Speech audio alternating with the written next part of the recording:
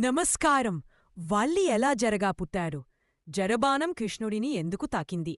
ఇది భగవంతుని లీలలో దాగిన కథ.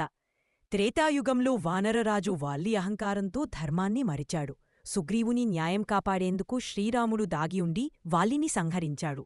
మరణ సమయంలో వాల్లి అడిగాడు, నన్ను ఎదురుగా ఎందుకు చంపలేదు? రాముడు అన్నాడు, తరువాతి అవతారంలో నీవే నన్ను సంహరిస్తావు. అప్పుడే నీకు మోక్షం అని వరమిస్తాడు. కాలం మారింది. ద్వాపరయుగంలో రాముడు శ్రీకృష్ణుడయ్యాడు. మహాభారతం తరువాత గాంధారి ఇచ్చిన శాపం వల్ల సమస్త యదువంశం అంతరించిపోతుంది. తరువాత కృష్ణుడు అడవిలో ధ్యానంలో ఉన్నాడు. శ్రీకృష్ణుని పాదం బంగారు జింకలా కనిపించగా ఆ బంగారు జింకని శ్రీకృష్ణుడికి బహుమతిగా ఇవ్వాలని వేటగాడు జరబాణం వేశాడు. భయంతో వణికిపోయిన జర కృష్ణుని పాదాల వద్ద పడిపోయాడు. కృష్ణుడు నవ్వుతూ అన్నాడు, భయపడకు జర, ఇది నా లీల. జరకు జ్ఞానం కలిగింది. తాను వాలినని గుర్తొచ్చింది.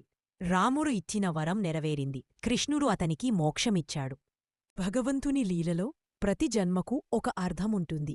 ధర్మం ఎప్పటికీ గెలుస్తుంది. ఇలాంటి పురాణ కథల కోసం ఛానల్ని సబ్స్క్రైబ్ చెయ్యండి.